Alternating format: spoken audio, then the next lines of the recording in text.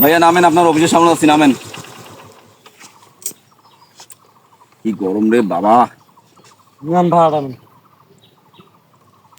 10 টাকা বেশি করে মুসলমানের কাছে পরীক্ষা করুন, তখন টাকাটা খায় নাকি? 10 টাকা বেশি দেন? গরমের দিন যে এক কাপ চা আর দোকান বিস্কুট খাওয়া যাইবে, তাহলে একটা পান একটা সিগারেট খাওয়া যাইবে, কিন্তু না, 10 টাকা বেশি খাওয়াটা বড় কথা নয়। আমার ওপর তো আল্লাহ আছে।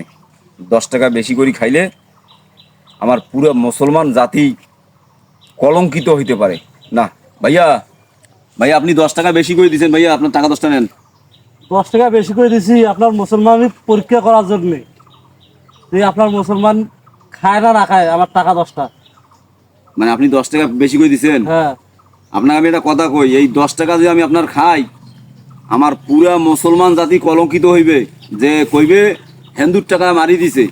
তো অতএব মুসলমান কারো টাকা মারি খায় না, মুসলমান একমাত্র আল্লাহ ভয় করে।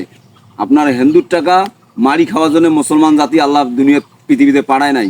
মুসলমান জাতি সর্বশ্রেষ্ঠ জাতি, একমাত্র আল্লাহ ভয় করি মুসলমান চলে, আর কাকো ভয় করি চলে না। আর আপনার টাকা কোনোদিন মারিও খাবার জন্য ধান্দা করে না। ভাইয়া ভালো থাকেন। ঠিক আছে ভাই।